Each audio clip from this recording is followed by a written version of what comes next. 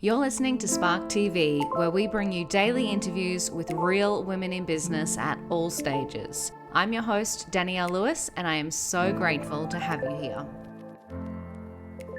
So good, Deniz. Welcome to Spark TV. It's so wonderful to have you here. Thank you. I'm super excited to be here. Thanks for having Same. me, and hi to everybody that's watching. Oh, I love it. I love it. Let's start out by telling everyone who you are and what you do.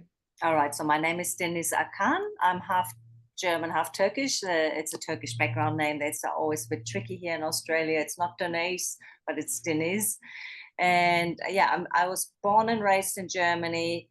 I'm in my business for quite a while now. I started in 2003 with my journey, actually. So I'm the Wow. face and the heart to dimensional healing. I do energetic healing work. I'm a very grounded practitioner, which is I'm very out left field in the woo-woo box. And Yes. yes. I love a bit of woo-woo. This is going to be good. Yeah, and I do like it's a combination of my own modality and combination of my stepping stones. So I started off with learning Reiki, for example, and then getting more and more modalities, and then my gifts started to come out. And it's in the family as well a little bit, but now I got my own business, and I think I'm here since 2010. I think 2013 is when the team started to say, okay, no more side jobs. We don't want to see you in the Yes. cafe. Just do your thing. And it was scary at first, to jump in and to go like, oh, okay, really? But I just had to trust it. And yeah, I love what I'm doing. And there's many things I do. I do workshops, I do seminars, I do one-on-one sessions with people.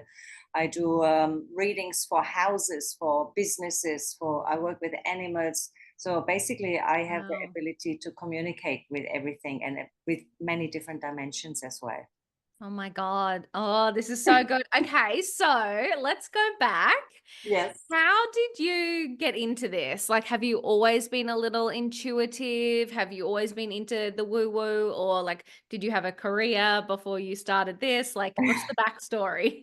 So I learned very boring. Like in Germany, we call it's something like, it's like big business, like an apprenticeship for business. So Mhm. basically, I can do my own accounts and everything, which is great that I've learned that very long time ago. And then I left Germany and lived in India for a long time, for 7 years. Oh, wow. Yeah, so in India was actually where my love for crystals really came in. And Mm, before that, answering your question, I was always very sensitive, but I always thought it's actually a kind of a downfall to be so yeah. sensitive and so emotional.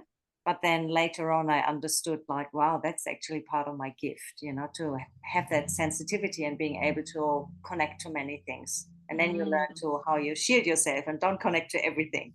Oh my God, that'd get noisy. Yeah, exactly. So yeah, and then in India, my journey started with the crystals. So I communicate with crystals as well. I create Wow. crystal grids and work through the quantum field these days. Uh, yeah, and then I lived in Thailand after that. And in Thailand was actually when I started to teach. Wow. Quite Oh a my journey. There's God. a lot of stories. I don't even know exactly where to start. A lot of magical stories and experiences in my Oh. life.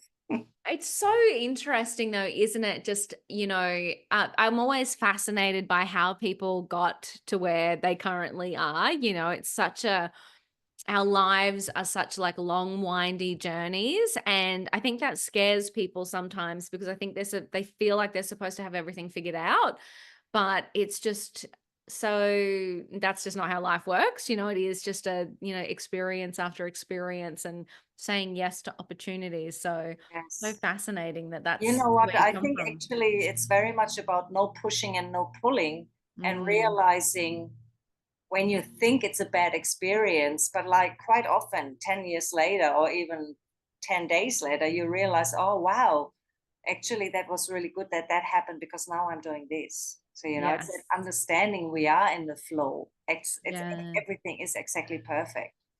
Yeah. Yeah, and I find it's funny, before we hit record, I was telling you that I've just been mapping out kind of, Spark and where it's going and kind of a new iteration. And it is interesting. Sometimes I just don't think that you can have the right idea or the next idea until something has happened and sparked the inspiration for it, Like I was literally there's a product that I've been wanting to bring to life for a while, and it's kind of that's in development. But then I had a conversation with someone who's like, "Oh, hang on a second, this could be this," and it's like sometimes you need all of the little conversations and Yes. experiences and happenings for the idea to really, formulate and percolate in your brain. Definitely. Yeah, yeah, yeah, exactly right. I have it with all my gifts that came in one by one. It's actually through Mm. my own experience, it's only when I transformed it into offering it to other people. Yeah. Yeah, wow. So what kind of state would someone be in when they come to you? So what kind of people might say, hang on a second, let's start with what is energy healing? So for anyone who's listening, Yay. let's explain that. Okay. Ooh, okay. So I believe everything is sound and vibration, and everything has a spirit. Energy healing can be a lot of things. So Mhm. I can only speak for my little niche that I created, because energy healings, even feng shui, how you create your house and map out the rooms, I Mm. think that's like an energy healing as well.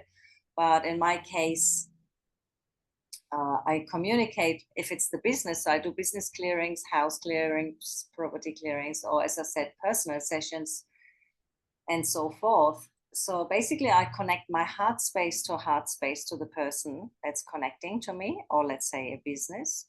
And then what we do is we actually release anything that blocks, anything that's out Mm. of alignment. And we are bringing everything back into that universal alignment.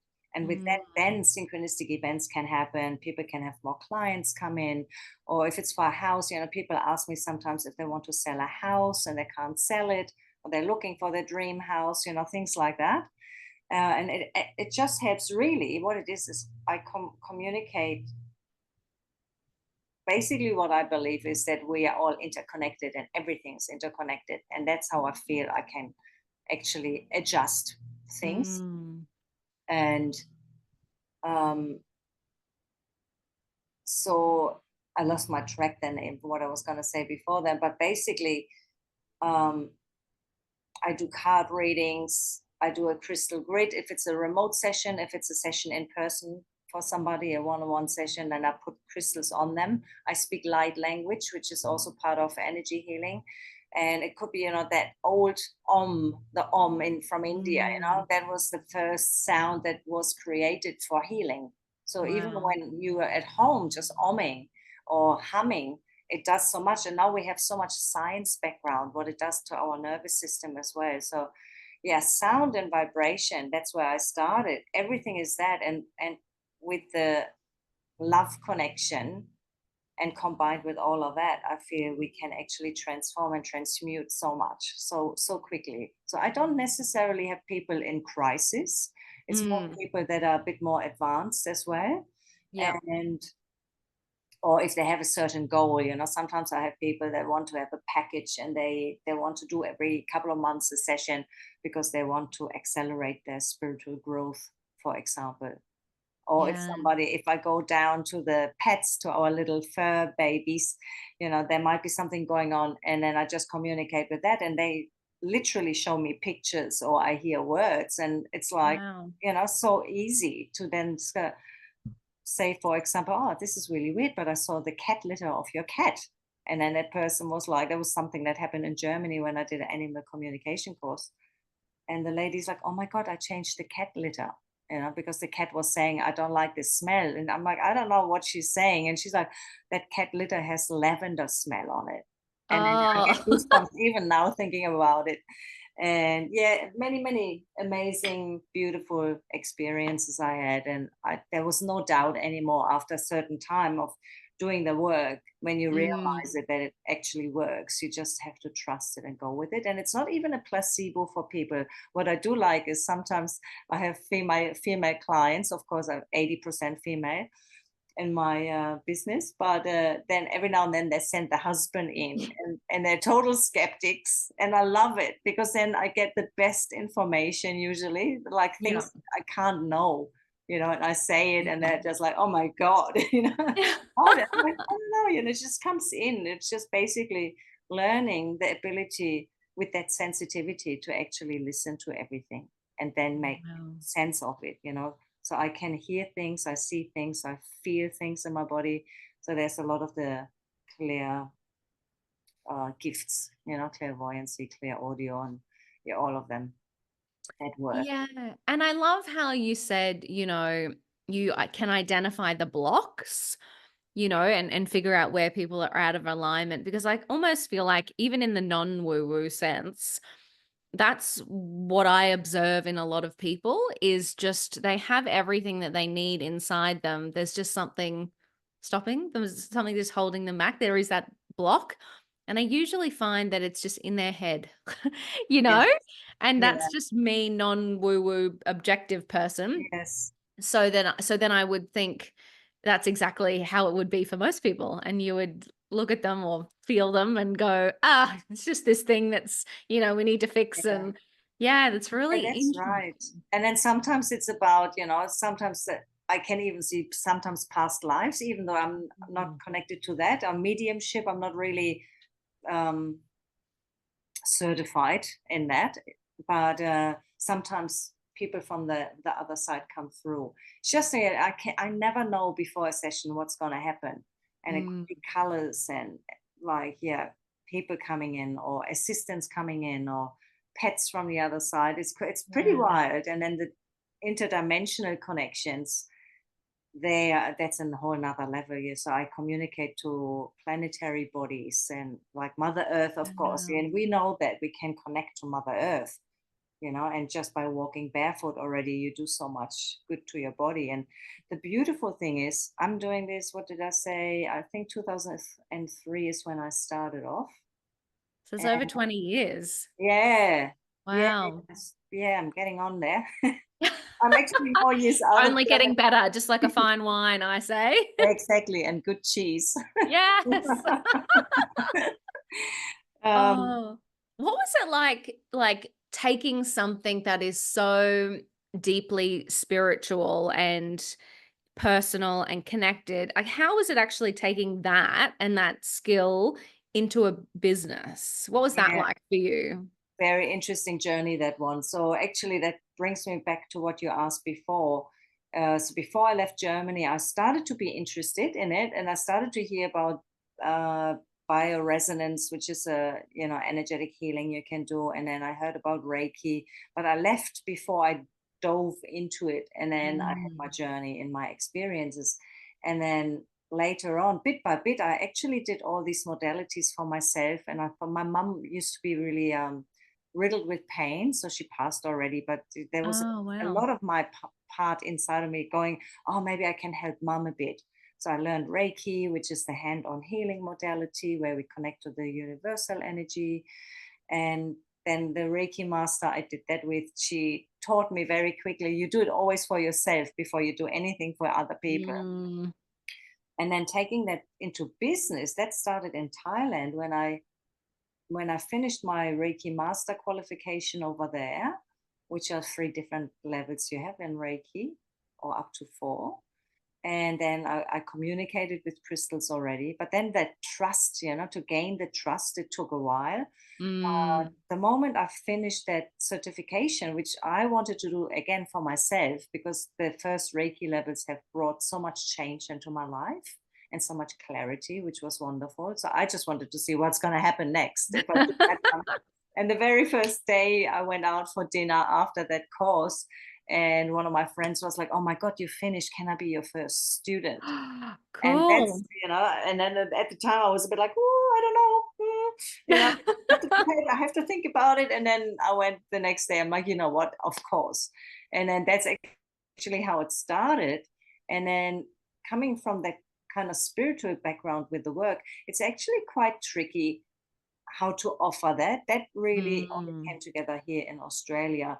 then it's that whole thing about some people think, oh, you shouldn't charge for spiritual things. And it's like, you know what? No, you should. You definitely should. Exactly. Yeah, Yeah. exactly right. I've learned a lot and many years and many modalities and fine-tuned through my journey, crazy journey of life, all these Yeah. things, like, and but that worthiness and to actually get yourself out. And then Mm. I started off with having like stalls at the Mind Body Spirit Festival, for example. Oh, yes, yes, yes. Yeah, so I was there, and then like all these different little expos, and that's how I got myself out. I just had to follow. I mean, I completely do everything by intuition, and Mm. there was like nothing that held me back anymore because it was like, oh, okay, that's what I have to do now. And I Yeah. never really thought about, like, oh, how is that going to look in 5 years or in 10 years? I just went with it, and then then you gain momentum from you have a certain client base, and then once you gain that momentum, then it's like, oh wow, okay, this is working for me, in my life as well as offering something beautiful to people.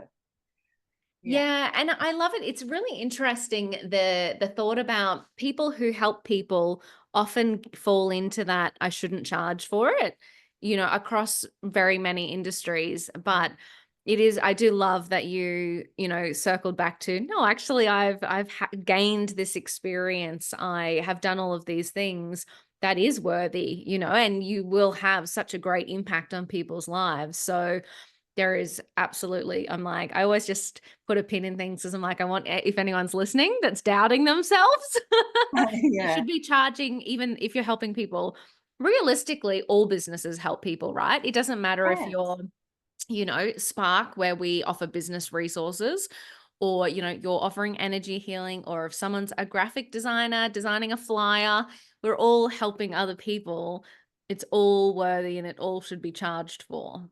Yes, exactly right. I totally Mm, agree. And even small stepping stones, like, yeah, it's all part of yes. it. It's like we are a community and we have to work together as well. That's why I'm so Yeah. excited about the platform. When I came across it, it's like, oh wow, this is amazing.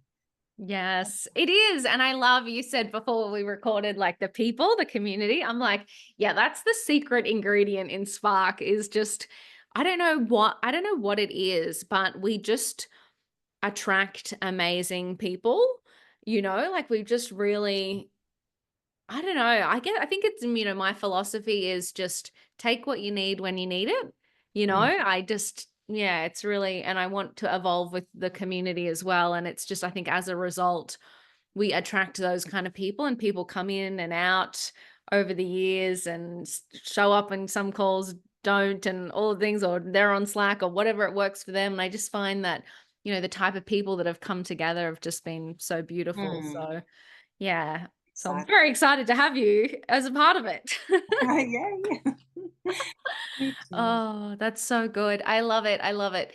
And, I also like that you mentioned that, you perhaps didn't have or don't have a 5 year, 10 year, long term plan. It is about momentum and the next step and the next step and the next step. I think sometimes, again, people feel like they're supposed to have everything figured out. And I'm just becoming more and more okay with the fact that just business can work your way, like it doesn't need to be someone else's definition of success. And, you know, you can just be happy with how you approach your business. Yeah, that's right. And there's actually one thing I've learned already on this journey is because I am a perfectionist, I must Mm. say, and then German, German background, everything, I like my order and my lists and all that in my Excel spreadsheets. Yes. But I had to learn and let go of that idea, like, oh, don't step out there until everything is perfect, because it never works. Mm. Come out and do your little things. You do the first Yeah. offering, you have your first design, your first logo, and it can change. It's like, when people buy a new car or even bigger, a house, it can Yeah. be so confronting. But at the end of the day, you can always sell it again and do something else.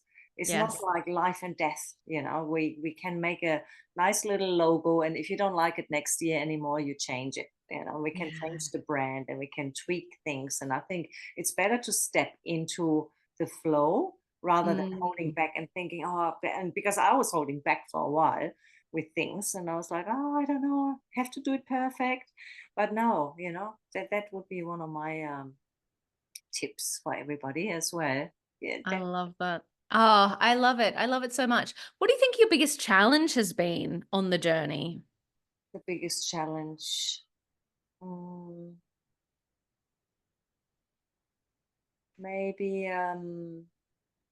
I think maybe the bureaucracy in Australia and Oh, that yeah. background, because then living in India and Thailand for so long to get my head around it, and to because I knew when I moved here and I had permanent residency, I knew I want to grow quite big with my business. Mm, So the challenge for me was to actually understand, and because English is my second language, to actually understand all the ways what I have to do, and then to mm. buy my business name and to all these steps. I found them actually a bit challenging. Everything else, I'm a pretty go with the flow kind of person, and things unfold. But I think that was actually my little stone that I had to jump over, if I can say that.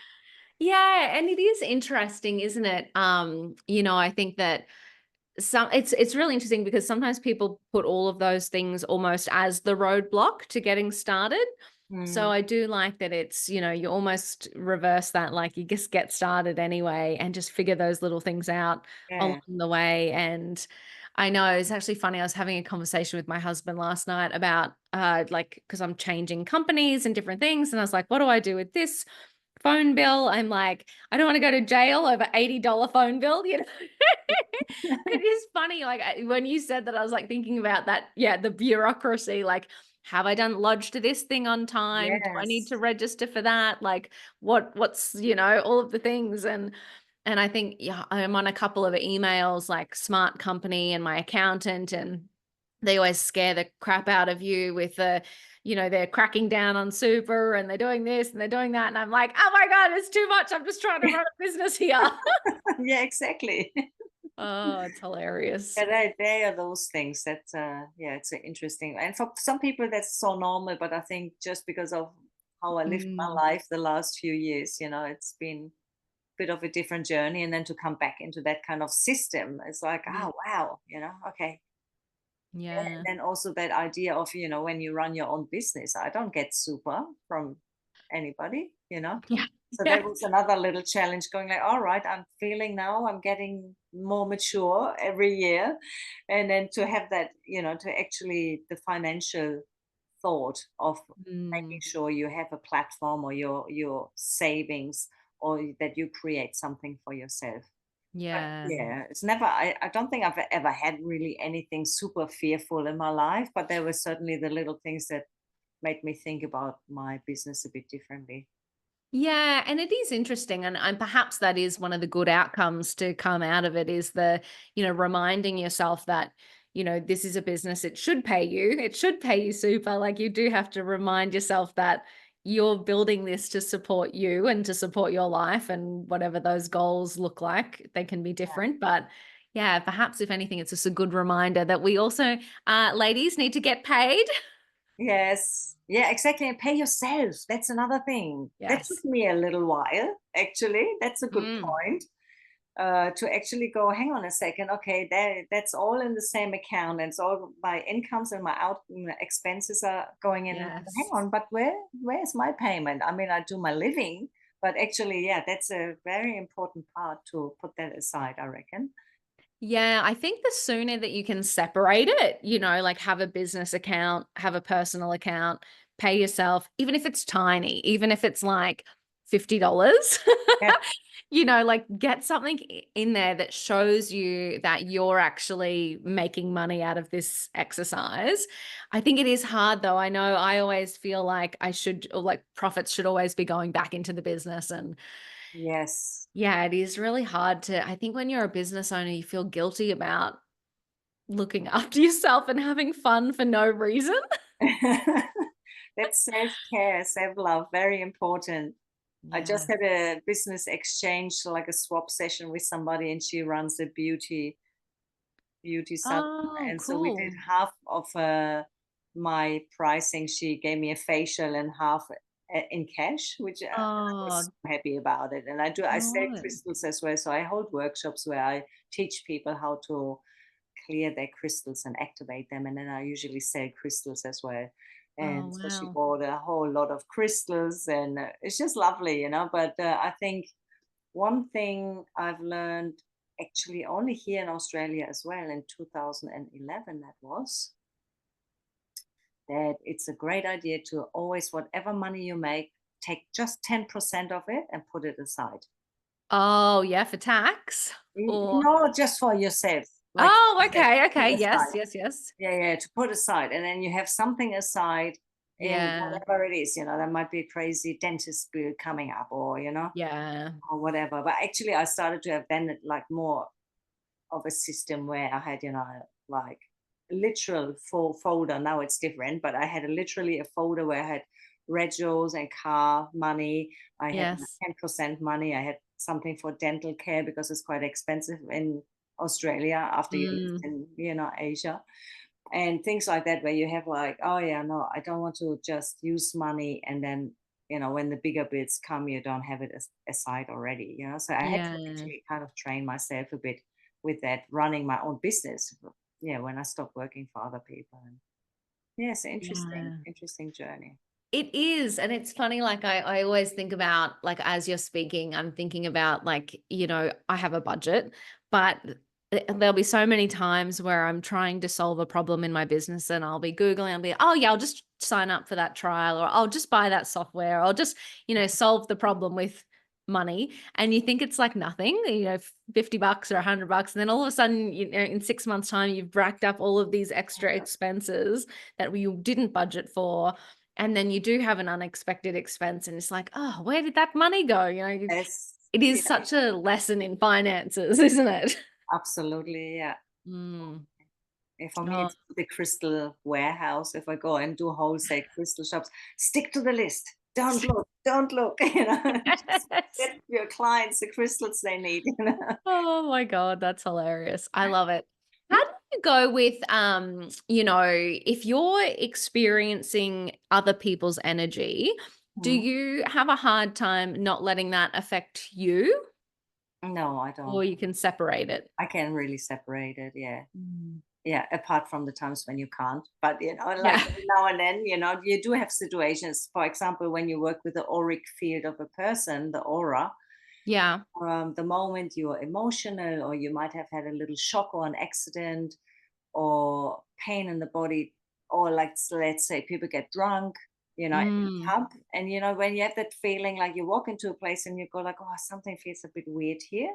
That's quite Mm. often because that other people or yourself, we open up, and then if we are not good with our energetic hygiene, things can connect and attach. And that's really not a scary thing at all. So some people, if I start talking about attachments, or entanglement is a nicer word, they go like, oh no, oh my God, that's so scary. But it's actually not scary. It's just more about learning that you are a divine spark and the Mm. divine light. And it's just about, you know, that you shield yourself, for example, or have a certain crystal on you that protects you. Or it's the, yeah, it's definitely a thing. You know, for me, when I walk into a huge mall, I usually do a very quick shielding, just like that. Nobody knows what I'm doing. It's just, you know, you visualize it, or if you can't visualize, you imagine this field of protection around you. And that's all it takes. But it's Wow. up to the person, you know, you have to do it. Takes only a second, but it really helps to block others' energy. Well, that's really interesting because the next question I was going to ask you was if there was one tiny thing, for somebody listening that they could do just, to keep things up. But that's such a beautiful, like that, just protection. I like really like that, just like let's just Super stick easy. to ourselves. Yeah. That's right, exactly. And you can imagine it as a golden sphere, or a blue egg was an Mm. old one that I've learned a long time ago, but I do it for myself with a golden sphere. Or when I do this one, I actually Mm. imagine zipping up my energy field. Ah, Yeah. when you did that for me, I was like, I visualized some kind of like, in a like a sci-fi movie, kind of like Uh-huh. an energy field, like almost like a shield, like an actual shield that they would hold, like Nice. I Feeling like Star it. Warsy. Perfect. I love that one. I think I'm going to use that from now Yeah. on. It's like a holographic shield. I like Yeah. it. Oh, I'm Yeah. like, I always leave movies wanting to be like an action hero, you know? So now I can do that in real life. This is Yes, fantastic. exactly. And really, I mean, now the Um, beautiful thing for in my life with my business was when all the science started to come in about energy and energy mm, healing and the profound power of putting gratitude into things. You know, you might yes. know the work of Dr. Emoto. He was a Japanese scientist, and he did the one where they communicated to water and changed the water Ah, crystals. And they have, yeah, so it's like when that came out, my whole world just went, thank you, because now yes. it's the out of the woo box, and I actually have science and can explain things to people. Yeah. And yeah, that's Yeah, amazing. it's so interesting, isn't it? I think about, in fields that I've been in the past, when you're trying to do something new, there is this gap in education, and you feel like for a long time you do almost have to explain and educate and persuade people, and then something shifts and something is proved or the times have changed or whatever, and you get that, oh, now I can breathe because everyone knows what I'm talking about. I Yes, do find it interesting in your space as well that that's essentially what's happened is you've already known it to be true and to be impactful, but there's, and obviously there will be early adopters who also, believe and are on the journey, and then you have that science or the technology or whatever it is come out, and you yes. kind of go, oh great, now the people who weren't on the train can get on the That's train. exactly right. Yeah, Yes. so true. Yeah, yeah, it's Oh, very exciting indeed.